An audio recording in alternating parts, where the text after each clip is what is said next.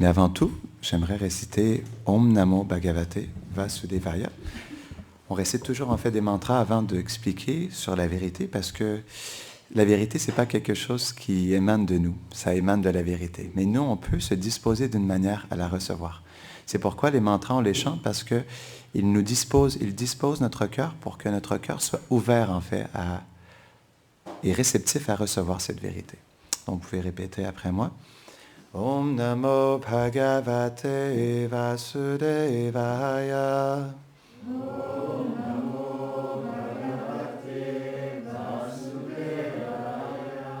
Om Namo Bhagavate Vasudevaya.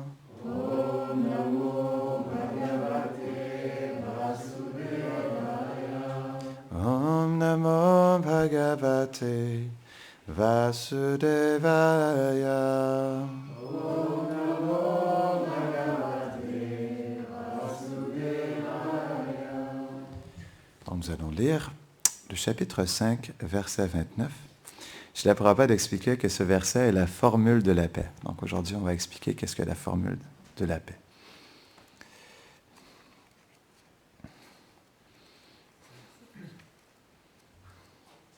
Est-ce que vous avez besoin d'une traduction en anglais? Parce que c'est possible si vous voulez. Ah, sorry.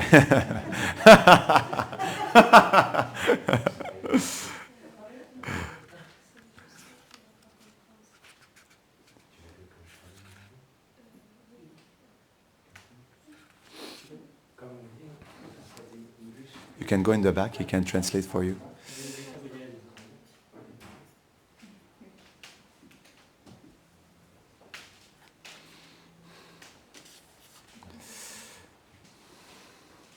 Bon. Ok, donc je vais lire le verset en sanskrit. Bhoktaram yagyata pasam sarva loka maheshvaram suridam sarvabhutanam gyatvamam shantimritchati. Traduction.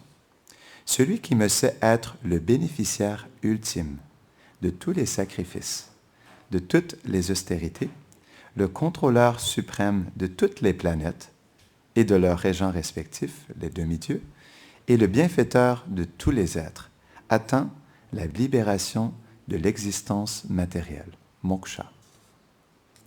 Commentaire. Toute action faite dans l'ignorance du lien qui unit l'âme à Krishna engendre une réaction en ce monde. Elle conditionne l'âme et la lie au cycle des morts et des renaissances, engendrant la naissance, la maladie, la vieillesse et la mort. Aussi, Krishna enseigne-t-il cette vérité et donne-t-il aux êtres vivants le moyen de se libérer de ce labyrinthe de l'existence matérielle. Il suffit à l'âme d'accepter Krishna comme son Seigneur, comme le bénéficiaire de tous les sacrifices, et d'engager ses actions pour son seul plaisir, en sachant qu'il est le contrôleur de l'univers et le bienfaiteur de tous les êtres. Cette âme atteint facilement la libération de l'existence matérielle. Ainsi s'achève le commentaire du 5e chapitre de la Bhagavad Gita, intitulé « Le yoga à travers le renoncement à l'action ».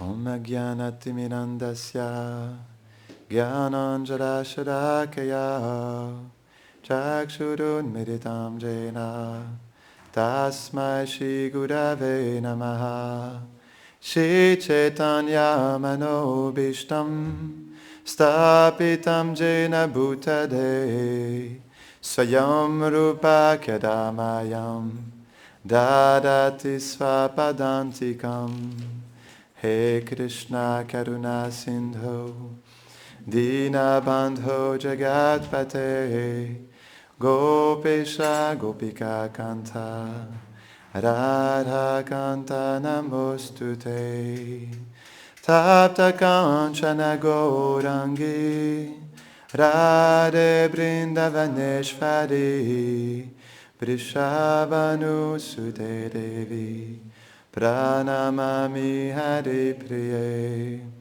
Vanchakarpatarubhyashta Kripa sindhubhya eva cha patitanam pavanebhyo Vaishnavebhyo namo namaha Jaya Shri Krishna Chaitanya Prabhu Nityananda Shri Advaita Gadadhara Shivasadi Gaura Bhakta Vrinda Hare Krishna Krishna Krishna Hare Hare Hare Rama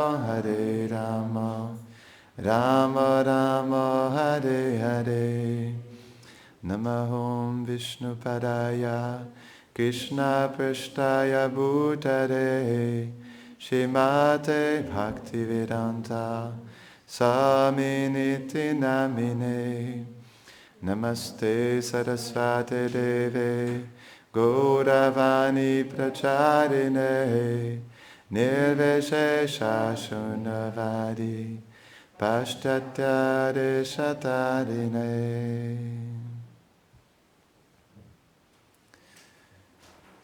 C'est tellement spécial de chanter ces mantras parce que ça nous remet à notre place de petits serviteurs.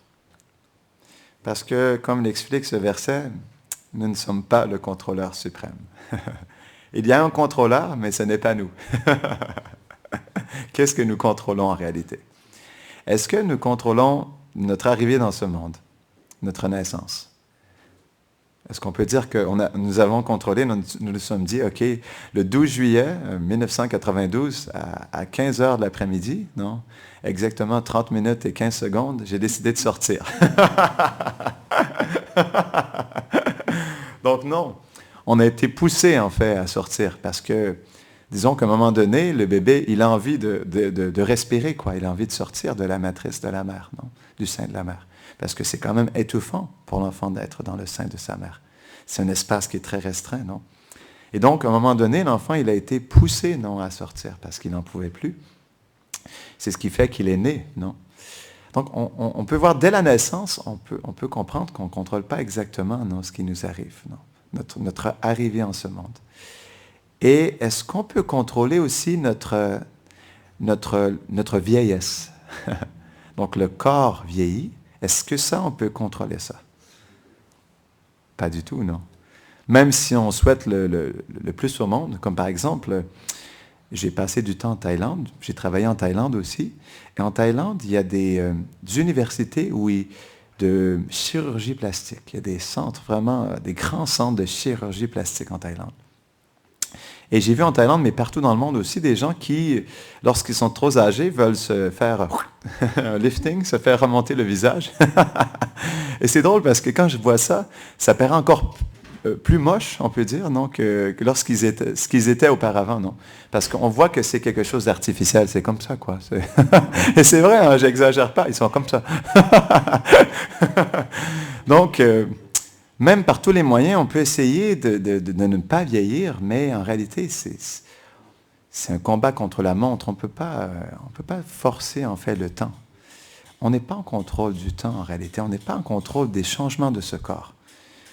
Le monde, il change constamment. On n'est pas en contrôle de ce changement, en réalité. Ce n'est pas nous qui contrôlons la nature matérielle. C'est le monde matériel qui est une énergie de Krishna, non, le Seigneur suprême.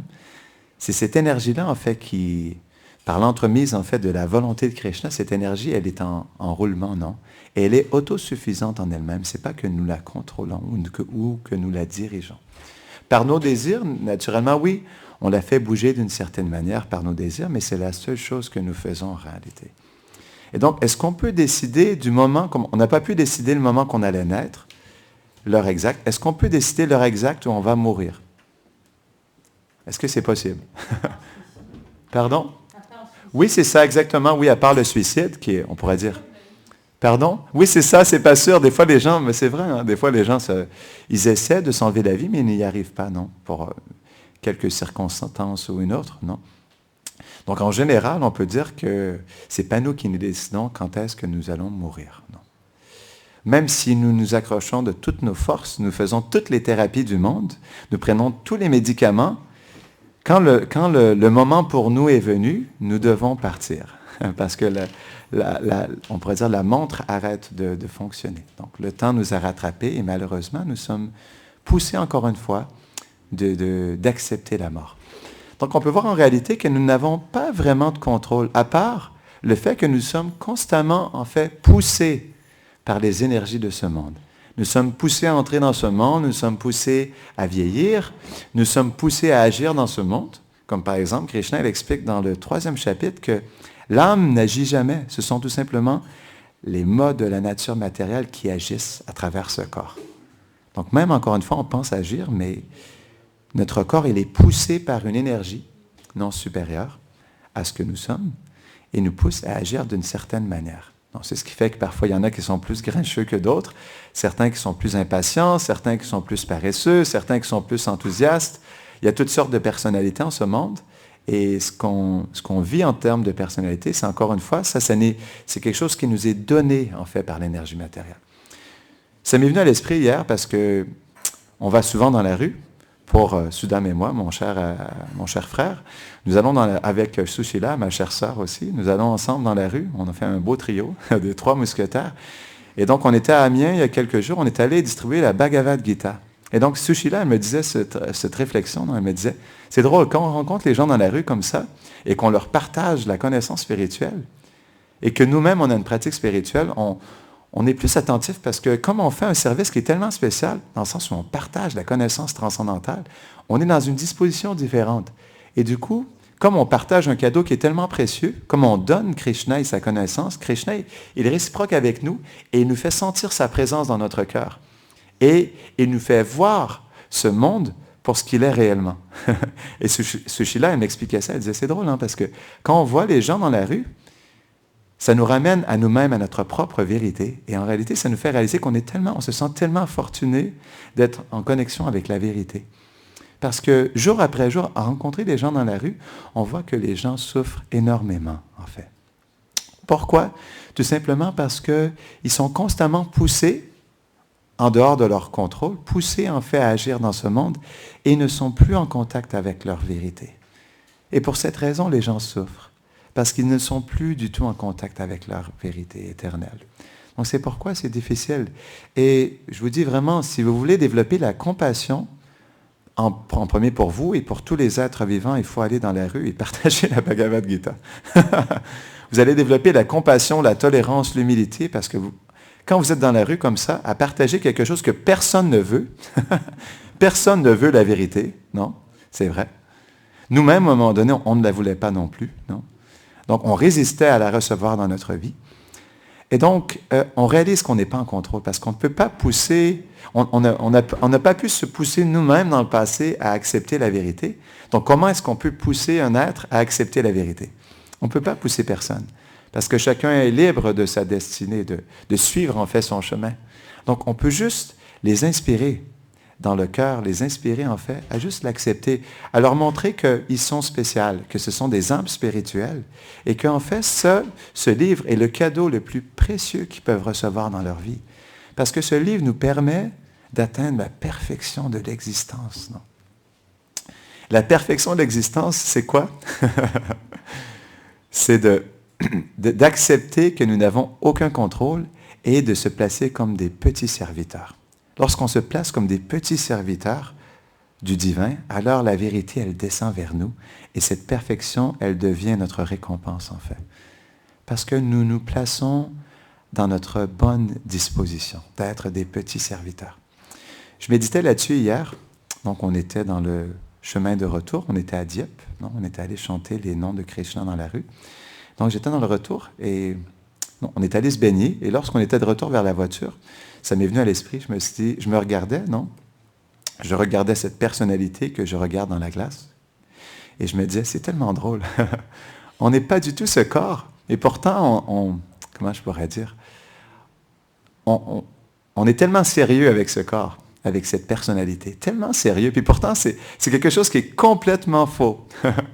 On n'est pas du tout ce corps. On n'est pas du tout cette personnalité. Mais pourtant, on prend ça tellement au sérieux. On se bâtit une personnalité, on se bâtit un ego, on se bâtit une famille, on se bâtit une maison, non? On se bâtit une vie qui est complètement fausse en réalité, qui n'a absolument, absolument rien à voir avec ce que nous sommes réellement. Et c'est tellement drôle en réalité. Lorsqu'on réalise ça, c'est là qu'on devient sérieux spirituellement, parce que tout ce qu'on fait avec ce corps, c'est quelque chose qui est temporaire aussi. Et c'est quelque chose qui n'a rien à voir avec notre vérité éternelle. Krishna, il explique ça. On est une âme spirituelle et on n'est pas ce corps. Il explique dans le 2e chapitre, verset 13, « Dehi nosmin yata dehe » non?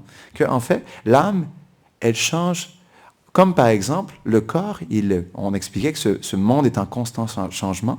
Alors ce corps aussi, il change. Il passe de l'enfance, non, à l'adolescence, à la vie adulte, à la vieillesse, et ensuite, on meurt.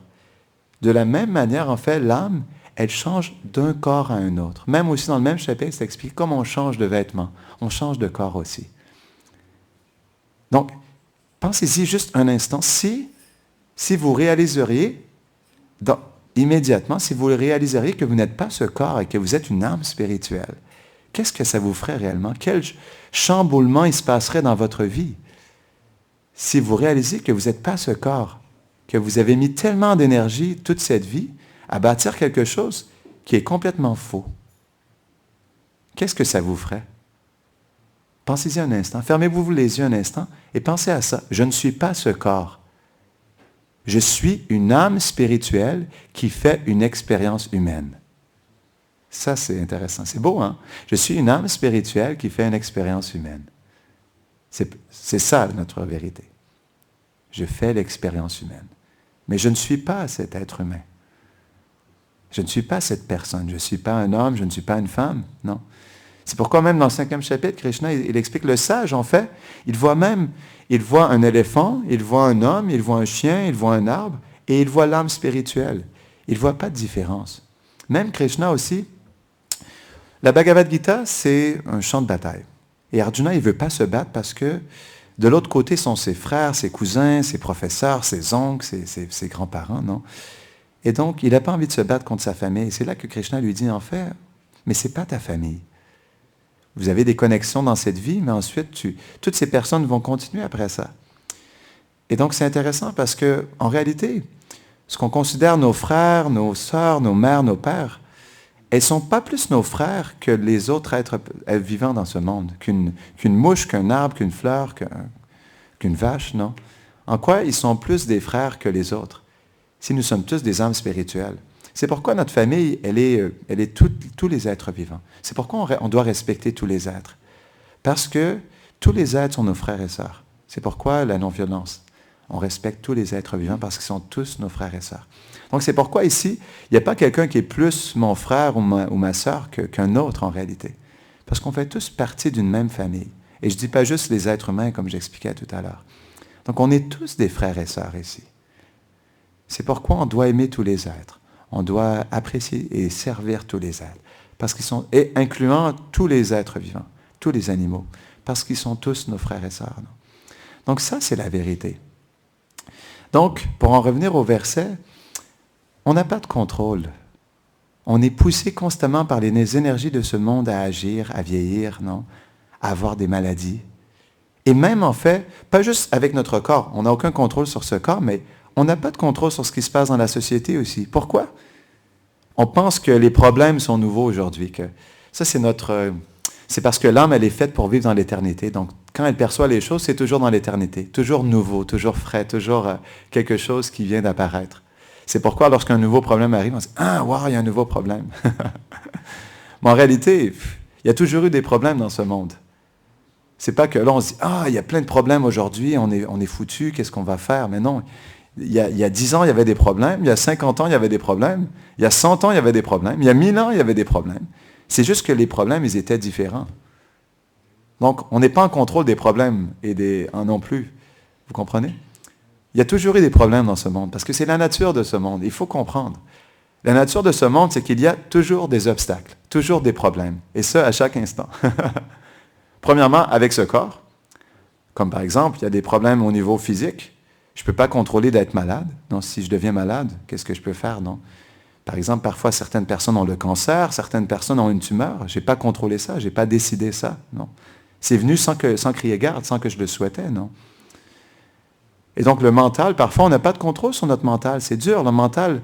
Certaines personnes ont des mentales plus durs que d'autres. Certaines personnes ont des mentales qui sont très déprimées, très dépressifs, non? Donc, qu'est-ce qu'on peut faire? Comment est-ce qu'on peut contrôler le mental? C'est difficile. Arjuna a dit dans la Bhagavad Gita, il dit à Krishna, en fait, le mental, c'est comme un ouragan. Comment je peux contrôler avec mes mains, même si je fais ça? Je ne peux pas contrôler un ouragan. Donc, est-ce qu'on contrôle réellement le mental? C'est difficile, c'est possible. Par la connaissance, par l'âme, oui, c'est possible, mais en réalité, ça reste difficile, non? Donc, est-ce qu'on contrôle parfois les difficultés qui viennent d'autres personnes? Donc, on est dans la forêt. Je ne sais pas, en France, au Québec, vous ne pouvez pas sortir dans le mois de juin. Ce n'est pas possible. 2 semaines dans le mois de juin, il y a des nuages de moustiques. C'est absolument impossible. Vous allez vous faire dévorer tout cru. Est-ce que j'ai du contrôle là-dessus? Non. Je ne peux pas contrôler les nuages de mouches qui viennent me déranger jour et nuit. Donc, est-ce que je peux contrôler une personne qui me parle mal? Non. Une personne qui est en colère avec moi, je ne peux pas contrôler ça non plus.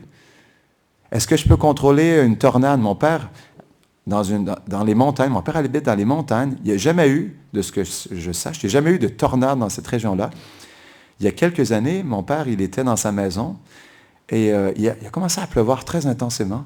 Et donc, à un moment donné, tout brassait à l'extérieur, il y a des arbres qui s'envolaient. Il dit, wow, mon père a dit, mais qu'est-ce qui se passe? Son bateau, il l'a levé 100 pieds dans les airs. Et là, il s'est dit, wow, il y a quelque chose de bizarre. Il n'a pas eu le temps d'aller dans son sous-sol. Il est tombé sur le sol avec ses 2 chiens saucisses. Et là, il a pris ses 2 chiens saucisses et... mais ça doit être un bon coussin, j'imagine. Il s'est écroulé sur le sol. Puis là, il a attendu parce qu'il ne pouvait rien faire.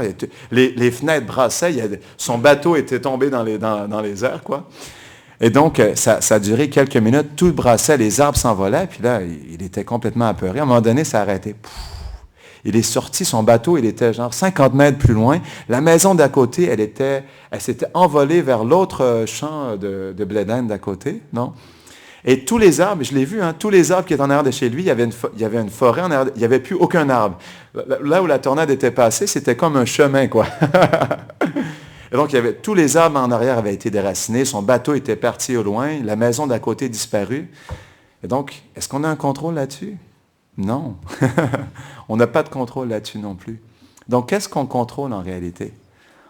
On contrôle pratiquement rien du tout, non. Donc, pourquoi j'explique ça? C'est que l'être vivant, il souffre parce qu'il essaie de contrôler, en fait. Il essaie de contrôler sa vie. Il résiste, en fait, à ce qui est déjà en train de bouger dans notre vie de tous les jours, dans notre environnement. C'est pourquoi on souffre, parce qu'on est toujours en résistance avec notre propre nature, parce qu'on n'est pas des contrôleurs, on est des serviteurs, non. Mais constamment, on se bat contre nous-mêmes, à essayer d'être des contrôleurs, et on se bat contre l'environnement qui est toujours en train de pousser des choses sur nous, en fait, non? D'imposer des difficultés sur nous, non? Pas juste notre corps, mais l'environnement et les autres êtres vivants, quoi. Donc, c'est pourquoi il faut arrêter de se battre. Il faut devenir des serviteurs. C'est ça, ce verset-là. On développe la paix dans notre vie lorsqu'on devient des serviteurs. Parce que l'âme, elle est faite pour servir. Elle n'est pas faite pour contrôler. Pourquoi? Parce qu'elle est 1/10 000e le bout d'un cheveu. Qu'est-ce que tu peux contrôler avec? C'est petit, là. La seule chose on peut donner vie à ce corps. C'est pourquoi le corps, il est vivant, parce que l'âme, elle est présente dans le cœur. Donc oui, par la puissance de l'âme spirituelle, donc le corps, il est vivant. Mais à part ça, on ne peut pas faire bouger autre chose que notre corps, non? Et en plus de ça, donc certaines personnes pourraient se dire, mais oui, moi j'ai de l'argent, donc je peux faire des choses. Mais une autre personne va dire, mais moi je suis complètement pauvre, non, je suis paumé, je ne peux rien faire. Donc en plus, le contrôle, on pourrait se dire peut-être qu'on a un petit contrôle, mais en plus, ça dépend de notre karma. Certaines personnes ont plus d'argent que d'autres. Certaines personnes ont plus de facilité à faire les choses. Certaines personnes sont capables de faire des choses extraordinaires. Certaines personnes ont plus de difficultés. Donc encore là, oui, peut-être qu'on contrôle, mais c'est par rapport à ce que notre karma nous donne aussi. Donc, le problème, c'est que certaines personnes, ils ont un bon karma, donc on pourrait dire un peu plus de contrôle dans leur vie, de leur bonheur, de leur facilité matérielle. Mais pour d'autres personnes, pour la plupart des gens dans ce monde, on peut dire en réalité, la plupart des gens sont pauvres. Il y a plus de pauvreté qu'il y a de richesse en ce monde, non? Donc, aujourd'hui, c'est le 2/3 monde. Ce n'est pas le tiers-monde, non, c'est le 2/3 monde. Et 5% de la planète contrôle 80% de l'économie mondiale. Donc c'est pourquoi la connaissance transcendantale, elle est importante parce qu'elle nous aide à comprendre comment vivre dans ce monde, comment se placer, non? Et Krishna, il explique qu'on doit être des serviteurs parce qu'on n'est pas fait pour contrôler. Il faut laisser Krishna faire son travail.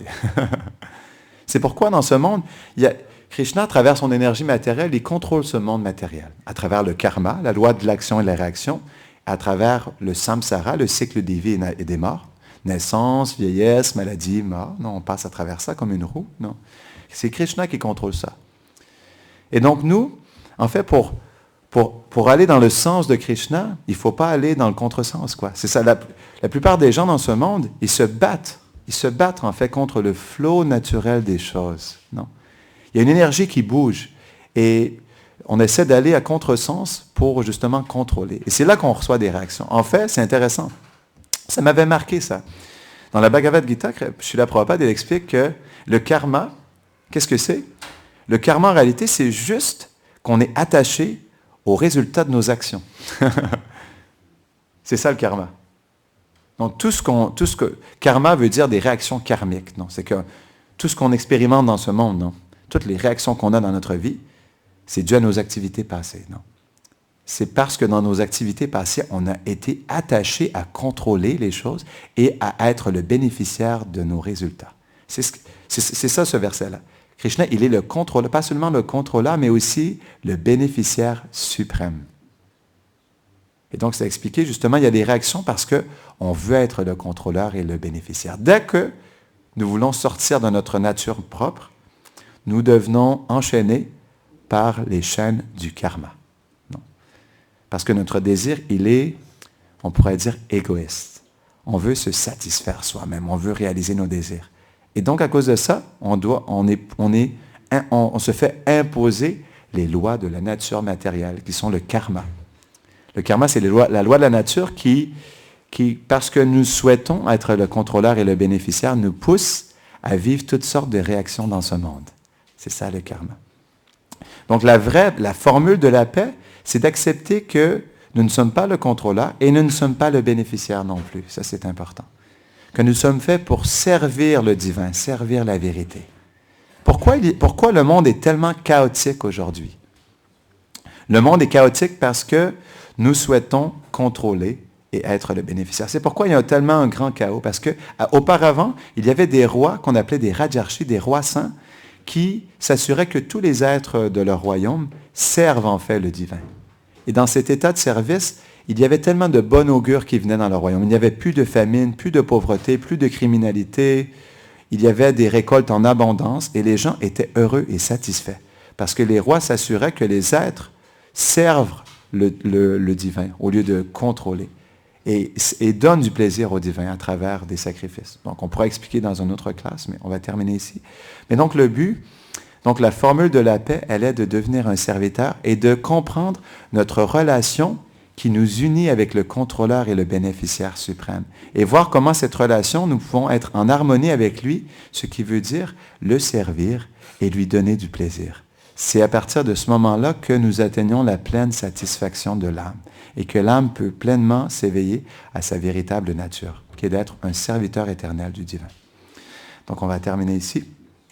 On va faire un autre chant de 30 minutes et ensuite il y aura un merveilleux festin végétarien. Jai Nitai Gaura Premanande Hari Bol.